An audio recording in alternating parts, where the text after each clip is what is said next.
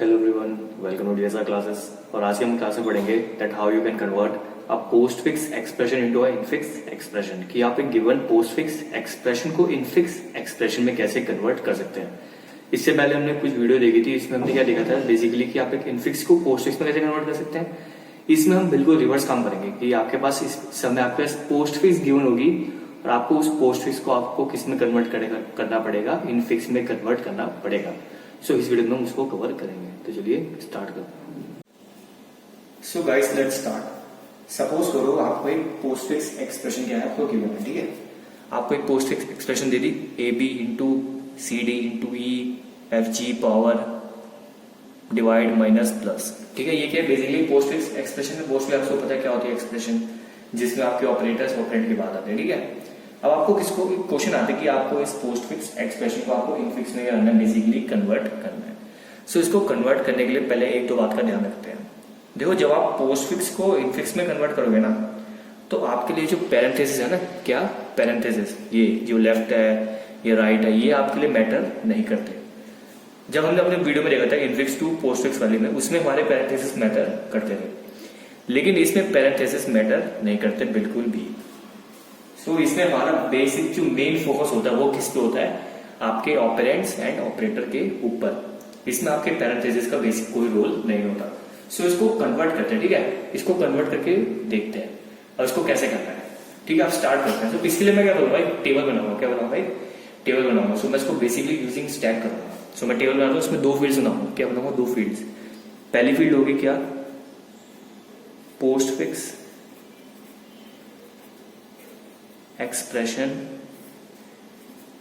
Scan, ठीक है। और दूसरी क्या होगी, स्टैक, राइट। मैंने दो फील्ड बना ली, ठीक है। बेसिकली पहली फील्ड किस चीज की बनाई, पोस्ट फिक्स एक्सप्रेशन स्कैन, यानी कि मैं जब पोस्ट फिक्स एक्सप्रेशन को स्कैन करूंगा, मुझे पता है स्कैनिंग कहां से कहां तक होती है, लेफ्ट से राइट से, सॉरी लेफ्ट टू राइट होती है, ठीक है। सो मैं एक एक क्या करूंगा, जो भी ऑपरेटर ऑपरेंट जो है उसको मैं लेफ्ट टू राइट स्कैन करूंगा, ठीक है।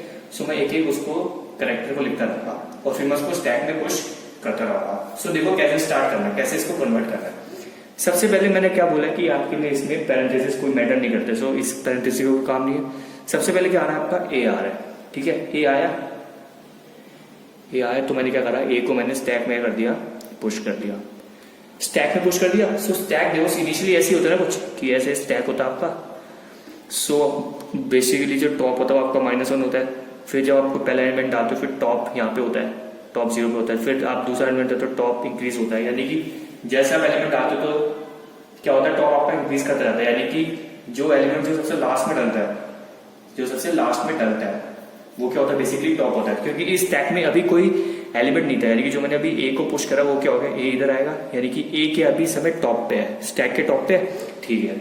नेक्स्ट देखो, नेक्स्ट क्या है, बी, मैंने बी करा इंसर्ट, ठीक है। सो बी होगा पुश किसके अंदर, स्टैक के अंदर।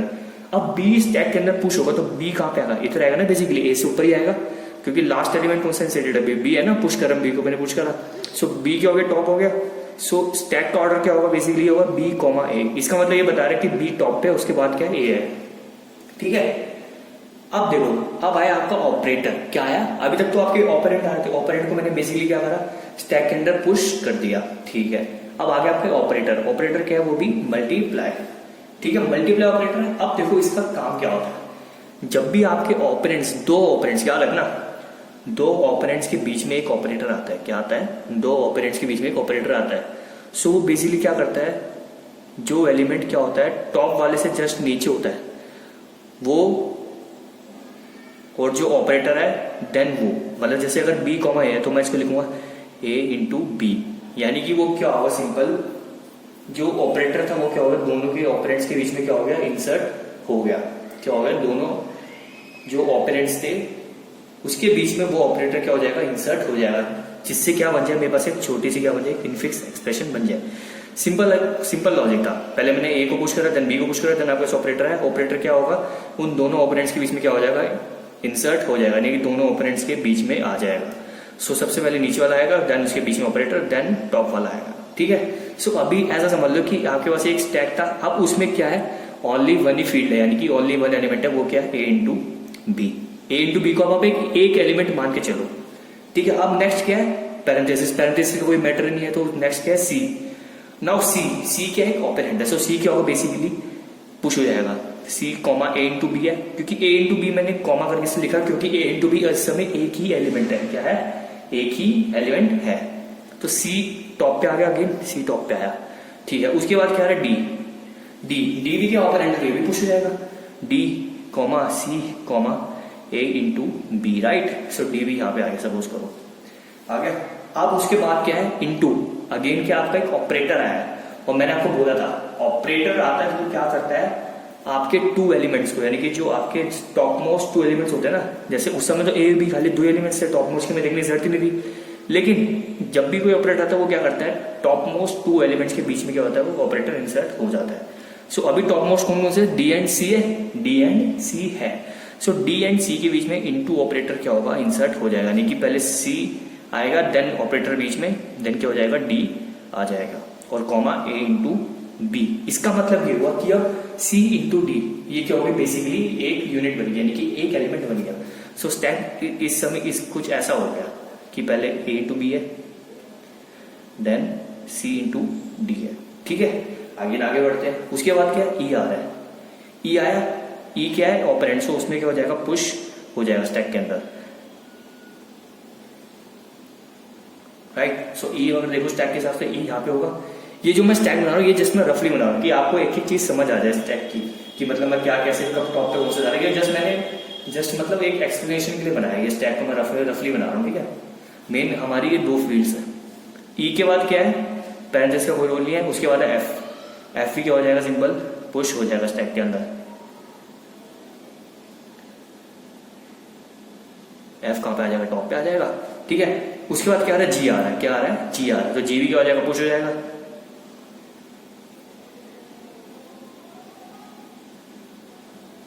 राइट। यही हुआ। सो जी भी सपोज करो यहाँ पे पुश हो गया, ठीक है। सो जी टॉप पे अभी, ठीक है। उसके बाद क्या आ रहा है, पावर। उसके बाद क्या आ रहा है, पावर आ रहा है, ठीक है। अब पावर आया, सो पावर क्या एक ऑपरेटर है, पावर फंक्शन से एक्सपोनेंट है, और ये बेसिकली पावर है ना। अब ये ऑपरेटर है, ऑपरेटर क्या करता है, टॉप मोस्ट टू एलिमेंट को क्या करता है, बेसिकली उसके मतलब उसको फंक्शन करता है, यानी कि वो उसके दोनों टॉप मोस्ट एलिमेंट जो भी ऑपरेंट्स है उनके बीच में आ जाएगा। सो ये क्या बन जाएगा, बेसिकली एफ एक्सपोनेंट जी बन जाएगा ना, क्योंकि टॉप मोस्ट क्या है, जी एंड एफ है, ठीक है। सो एफ पहले आएगा, देन उसके बीच में जो ऑपरेटर है, देन दूसरा ऑपरेंट। सो एफ पावर जी हो गया, देन ई, देन सी इंटू डी ऐसी रहेगा, देन ए इंटू बी ऐसी रहेगा, यही होगा ना, ठीक है। अब देखो पावर के बाद क्या है, डिवाइड, क्या है, डिवाइड है। अब एक बात गौर करो, ये एफ पावर जी, सी इंटू डी, ए इंटू बी, अभी आपके सिंगल ऑपरेंट जैसा समझो, जैसे ई एक सिंगल ऑपरेंट है ना। सो एफ पावर जी, ए इंटू बी, सी इंटू डी को एक सिंगल ऑपरेंट की तरह, यानी कि सिंगल एलिमेंट की तरह समझो, ठीक है। सो अभी हमारे शुरू के दो टॉप मोस्ट एलिमेंट कौन से हैं, एफ पावर जी एंड ई, और अब क्या आ रहा है, हमारे एक ऑपरेटर आ रहा है, क्या आ रहा है, ऑपरेटर, वो क्या है, डिवाइड का। सो अगेन वही चीज होगी, क्या होगा कि वो दोनों के बीच में इंसर्ट हो जाएगा, यानी कि पहले ई आएगा, देन डिवाइड आएगा, देन क्या आएगा, एफ एक्सपोनेंट जी, यही होगा ना, अकॉर्डिंग टू हम देख के आए। Then comma C into D, comma A into B, right, ये होगा। सो हमारे पास E power F, sorry E divide F power G को आप एक ही ऑपरेंट, यानी कि एक सिंगल ऑपरेंट मान, यानी कि सिंगल एलिमेंट मान के चलो, सी इंटू डी को सिंगल और ए इंटू बी को सिंगल। अब क्या है, माइनस, क्या है, माइनस।